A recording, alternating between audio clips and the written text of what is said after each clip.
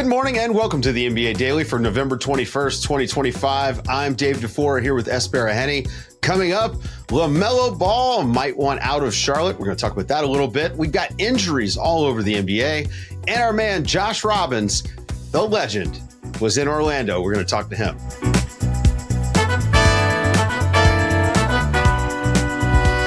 Good morning, everybody. Good morning, S. Good morning, Dave, or as Josh would call it, good night. Good night. Yes, Josh. That's a little tease for later. Josh Robbins, our man who covers the Orlando Magic and the Washington Wizards. Took us off the rails completely. We've got our segment with him after the break, so stick around for that because it's good stuff. Delightful. I promise it's good stuff. Yeah, it's great. I mean, he's amazing. One of my favorite people to talk to. Oh, yeah. Hey, look, we gotta jump around real fast, because we don't have a lot of time before we get to Josh. And it seems like we've got another star who might be disgruntled with this team. LaMelo Ball, according to our good friend over at Yahoo Sports, Kelly Eco. Miss you, buddy. He's reporting that LaMelo Ball may want out of Charlotte. He was benched the other night. He's averaging career lows in field goal percentage and 3-point percentage. He's been a low spot for the Charlotte Hornets team that has kind of had bright spots for the first time in years. This is I don't know, it feels like a weird time for this to be happening.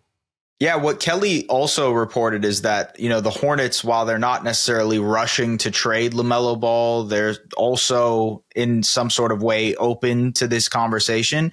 And I think part of that is the fact that, they're not necessarily sure LaMelo is the guy to lead them into this next generation. It's all new people in there, S. It's all new people. They didn't make the pick. They didn't own the team even when the pick was made. Exactly. So you're not married to it. It's actually, they should feel free to cut bait.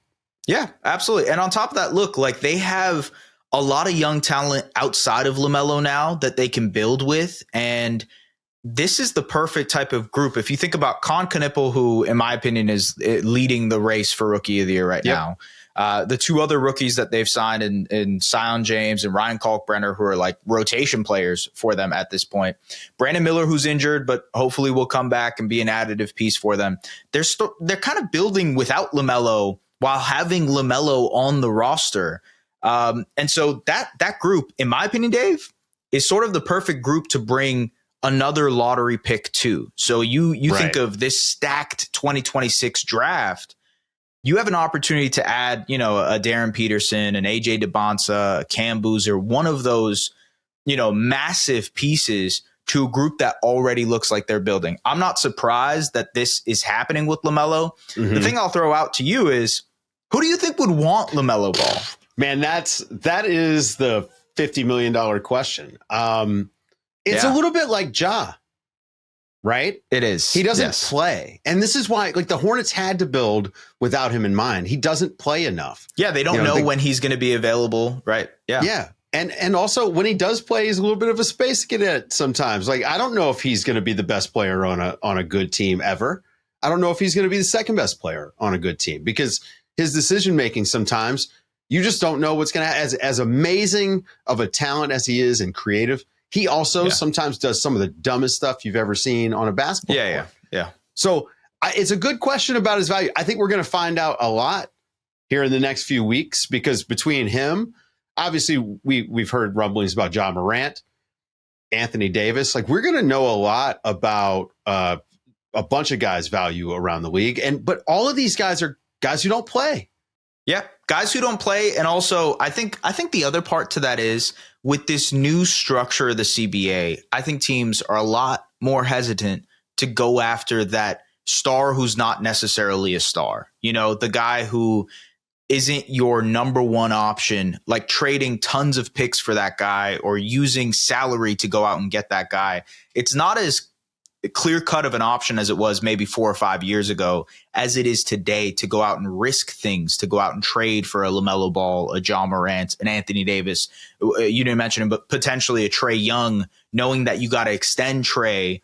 There's so many conversations that come with that. And I think to your point, LaMelo is not an available player. In our preseason thing, I talked about how there's pressure on LaMelo Ball because if you compare the seasons or the years Zion and LaMelo have had, Zion has not played. I mean, LaMelo has not played that many more games than Zion has. And look at the way we talk about Zion.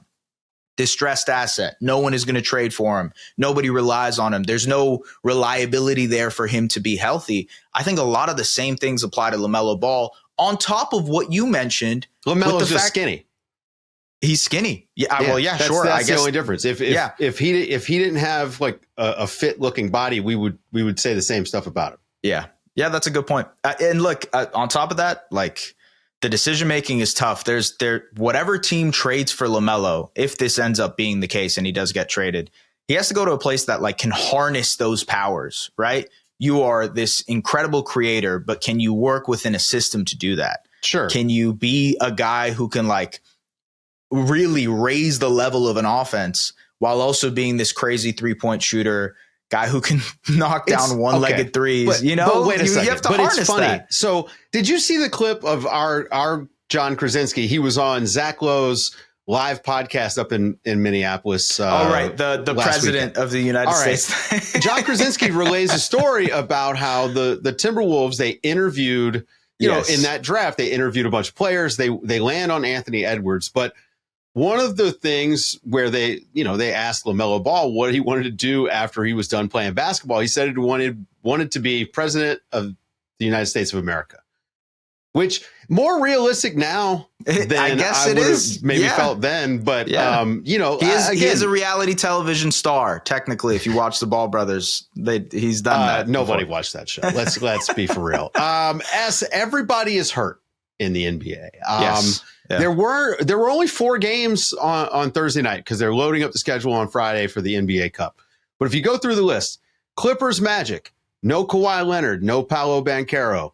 Kings, Grizzlies, no Domantas Sabonis. He's going to miss a month.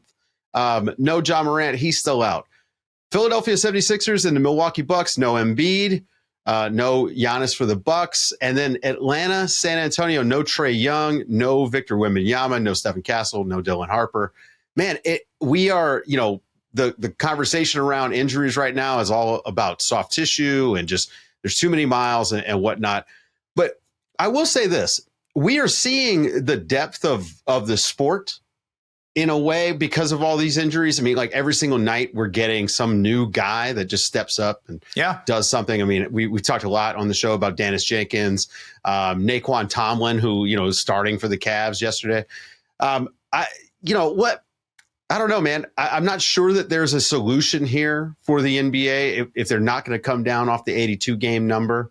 Yeah, that's the thing. There is a clear solution, but there's no willingness by anybody to actually change this. I thought Eric Spoelstra had a really great quote when he was asked about it. He said, like, there's no real solution to this because no one's going to reduce the amount of games that are being played. And so back-to-backs will continue to be played. Right. And so injuries will end up being a thing because of the amount of load that all of these players are looking at. And it's funny you bring up this Sixers-Bucks game because I'm looking at Tyrese Maxey, who ended up playing 47 minutes. That dude just plays, 50, man. He scored 54 points, 9 assists. He's having a career year on all fronts. And I think maybe across the NBA, there is no player that is carrying as much of a load as Maxey is to start this season. It's incredible. It doesn't make sense what he's doing.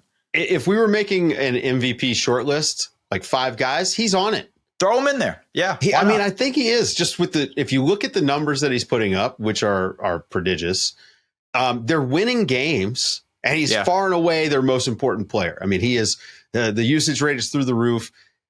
He's taking every big shot for them down the stretch. He's creating every big shot. Literally doing everything. He's got so much Steph Curry to his game. He's just at any moment you have to worry about him pulling the trigger. And you can see he's got defenses right now just scrambling all over the place. I feel like we're watching this guy take a serious leap. I mean, he's an all NBA guard now.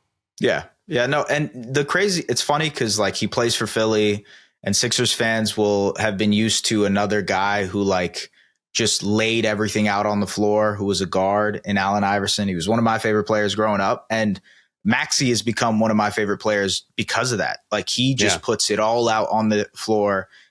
He's relentless, and you're a Virginia guy, so you obviously know Allen Iverson very well. You're making right? a comp to you make the Bubba Chuck comp. And I don't know, man. I gotta think about it a little bit. Like it's Maxey a hot is take. doing it easier, I will say, because 100%. Yeah, Allen Iverson had to do everything the hard way. And again, we talked about this. The guys that Maxey gets to pass to, just a different world, man. Yeah, I know. It's not Eric Snow and Aaron McKee. Yeah, I get it. I get it. It's all right, good guys. though.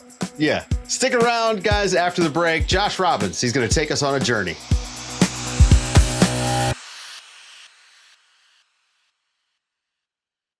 The Orlando Magic had a big win. They've been really figuring things out as they look like a different team than they did to start the season.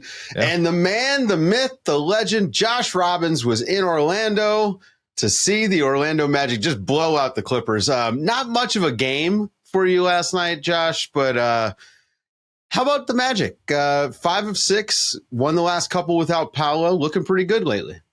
Yes, I think it's fair to say that they're starting to figure at least a few things out. They're starting to figure out how to play with this pace off of misses and when not to run. They still have a ways to go with that. The real question is, can they continue to play like this when Paolo comes back? And I'm not saying it because he's not talented or that he doesn't mesh well with Franz, although I think we can get to that. Yeah. It's that he's a power player. I mean, physically, that's his game, power. And power doesn't necessarily mesh with pace, with speeding up the court. The guys they have out there now playing, they are better attuned, I think, to playing with pace. And I think that's part of why they're starting to make progress. Doesn't mean they can't make progress when Paolo comes back, but it is something for everyone to watch. It's going to be very important. I will say this, though. It's on the coaching staff to come up with a way to make this work, because power and pace complement each other very well on a well-rounded basketball team. If you've got both, that gives you options. And so I think that having maybe more of an offensive identity that comes from the coaching staff would help kind of clear some of this up. The my turn, your turn stuff that we do kind of see when Paolo's out there. That's an interesting point. I'm trying to find a way to phrase this. Power doesn't matter much if you can't sprint down the court to beat the defense down the court, which is he's not slow. He's not slow at all. But it's a decision. One of the things that makes him so effective and has made him excellent in the playoffs, but look at his scoring averages, look at his field goal percentages, is that when the game slows down, he's the ideal kind of player. He can get you a shot and he can get to the line seemingly at will. But it's a different way to play than the way that they've played for the most part the last 3 or 4 games. Yeah. It's just different. Right. And they don't have a traditional point guard. Yes, Jalen Suggs, Anthony Black, nominally point guards, really some of the time they're spot-up shooters. The real creators on this offense are a pair of 6'10" guys, Franz and Paolo. Yeah. Just like Boston when Tatum was healthy, it was Tatum and Brown. And White and Holiday, they were secondary ball handlers and spot-up shooters. So is that going to work over the course of an 82-game season? Is it going to work in the playoffs? Questions that remain to be seen. But I think we can agree that they certainly are playing better now, and they're starting to get closer to the team that they started to envision over the summer. Yeah, I was just looking at it. Over their last 8 games, they are the 3rd best defense, a top 15 offense. So they are trying to figure things out on both ends of the floor. And one of the things that was interesting about their start was how when they were trying to incorporate Desmond Bane, it felt like Franz Wagner was getting the short end of the stick. But now, obviously, with one of those guys and Paolo being out of the equation, there's a lot more opportunity for Franz to initiate everything. How does it look to, from your perspective, to see an offense initiated mostly by Franz versus having it kind of like egalitarian, if you will, beforehand? Well, that's not unusual. It was either Franz or Paolo or sometimes Jalen Suggs. The difference now is that Desmond Bane has the ball in his hands, I think, more often. Right. When Paolo was healthy, and particularly starting early in the year, Desmond Bane was essentially a spot-up shooter who they can run off the line. Defenses devoted an inordinate amount of attention to run him off the line, and it showed. He needs the ball in his hands to be at his most effective. So that's a question the Magic are going to try to solve in the months ahead before they get to the playoffs. Yeah. How do you make Desmond Bane the best player he can be, and yet keep Paolo in a rhythm, keep Franz in a rhythm? I don't think that there's an easy answer to that, except that when they do get out and run, one player who can really get out and run is Desmond Bane. Yeah. It also feels like the lineups that they're toying with. I mean, the fact that Paolo is out is giving opportunities to some of these other guys. Tristan da Silva has been awesome being thrown into the starting lineup. He really spaces the floor in a major way for them. Just a guy who doesn't necessarily consume usage, but can knock down shots, can make plays when he's asked to. What about staggering Paolo and Franz more often so that each guy has a way to kind of own a portion of the offense at certain points in time of the game? They've done that. They're going to continue to do that. Yeah. And when you have Desmond Bane with one of them, that's more firepower than they had last year when they started. Yeah. Right. And so that's one of the intriguing parts of it. But yes, they do need to continue to stagger. And that's always been in Jamal Mosley's playbook. Yeah. And I think that's something he'll have to do. And he's got some time to try to find that balance. It's not so much the staggering that's the issue. That's right. What is it like when all of your best players are on the court at the same time? What's that ceiling? Playoff ceiling is really what this team should be thinking about. They need to win a playoff series. I mean, I'm sure that they would like to see the conference finals, especially in a down year like this.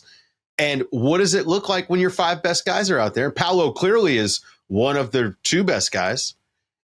If they don't look as good as they do without him, that's kind of a chemistry problem, right?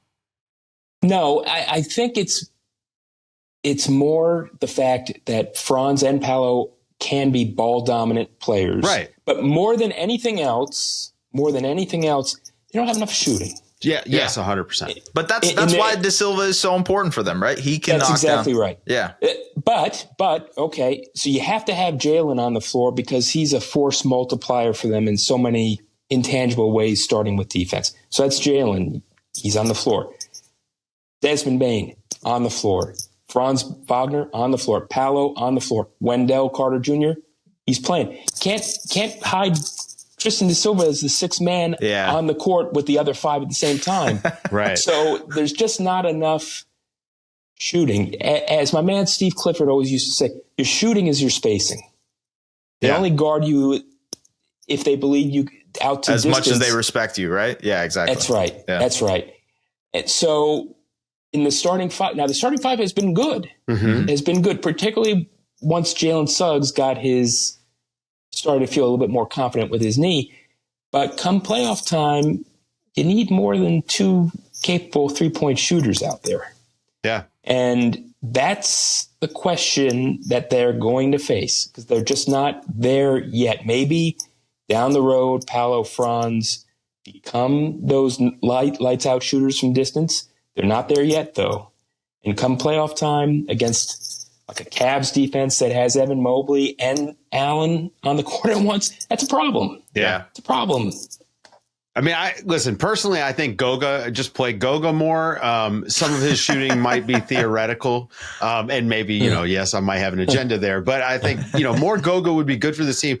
Plus his passing opens up a lot, which Wendell Carter doesn't give them the same amount of passing. So go ahead, Josh. Sorry. Well, may I interject and hijack the whole podcast? Absolutely. Please do. Talk about Goga. Well, no. Yeah. Well, yes, I like Goga, but Mo Wagner is going to be coming back maybe around Christmas. Yeah. And once he comes back, last year he was their best three-point shooter by percentage, 36%, which says a lot about the team, but it also says a lot about him. That does say a lot about the team, yeah. And he can actually create his own shot. So when he comes back, that's another offensive person in the mix, assuming he gets his rhythm at some point. It's going to take him a while. So that's another person to kind of think of. And I'm sorry to tell you, Dave, I love you and everything, but he's going to take some of Goga's minutes, and understandably so. But maybe that's a trade opportunity for them. Like this feels like a team that might. I know, Josh, we talked about this in the preseason when it comes to like, can this team maybe add something else as they head into February? But it does feel like there are pieces and parts of this team that they can improve, whether it be more ball handling, whether it be obviously more shooting that we've talked about. Is there a world in which they maybe address that because of the expectations that they have heading into April?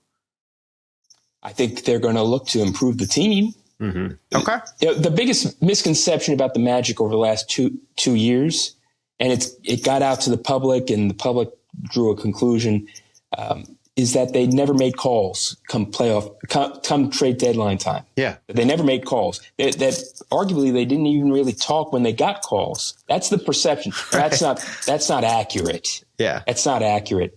Now, were they extraordinarily conservative and not do anything? Yes. Mm-hmm. Yes, which made the Bain trade in June such a surprise to so much of the league. Yeah. So, yes, they were making calls. They're definitely going to do it again. Who can they possibly trade? Maybe Goga. Right. I think they would very strongly prefer to hang on to Anthony Black. Yeah. For sure. But they move J.I.? I don't know. But yes, but it's some sort of, for a lack of better words, like that's that type of marginal move to improve someone in the rotation, right? That's kind of what you're looking at here. As you always tell me, there's no such thing as a marginal move if it makes you better. I like it. Okay. When is Paolo coming back? Any word on his status? No, like so many teams in the league, everything's a state secret. Right. But now there's a reason for that. Espionage. So in sports everywhere, you don't disclose a timeline because it puts pressure on the person trying to come back. Yeah. And if there is a setback, well, then you just totally neutered your athletic training and medical staff. Yeah. And that's not fair to them. So I get it. I'm making a joke. I'm making a joke. Okay. But I would guess, Josh Robbins, I would guess that he'll be back within the next 10 days. We'll see.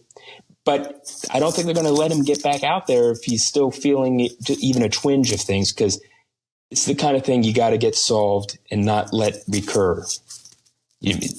Josh, any thoughts on the Clippers after watching them tonight? I mean, they're now 4-11. They've lost 3 in a row. They're obviously injured in their own right without Kawhi Leonard and Bradley Beal out for the year. But what were your thoughts watching them tonight?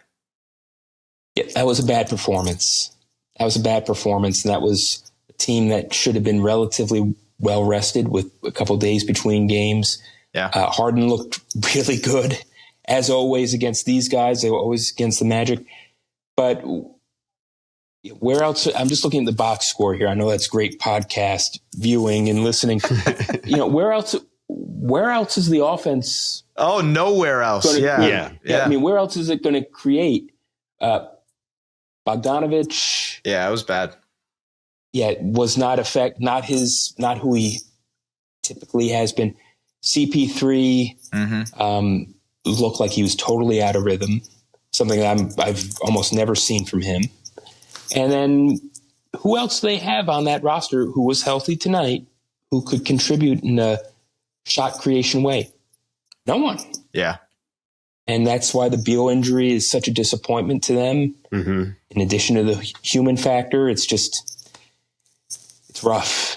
And as for their defense, well, their defense wasn't as bad as it seems because the Magic got so many of their points off of transition and off of turnover. So it's not like the defense is collapsing, but it's bad. But you got to take care of the ball. That's part of the other side of it. But it's not 129 points against the Magic bad. That is true. That's true. They got 120. It's not 129 points in the half court.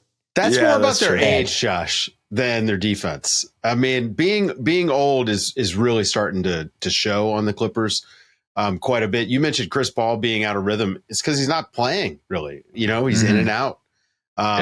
They're a one-trick pony. It's James Harden, Ivica Zubac pick and roll, and if there's nothing there, if the guy misses a shot, nothing else there. It's a race to the other end by the other team because they are really missing Norman Powell in this moment. They miss Norm a lot. Yeah. And again, as I look at this score sheet, how many turnovers do they have? 21. 21. Yeah. That's the game. Yep. All right, Josh, Josh, is the game.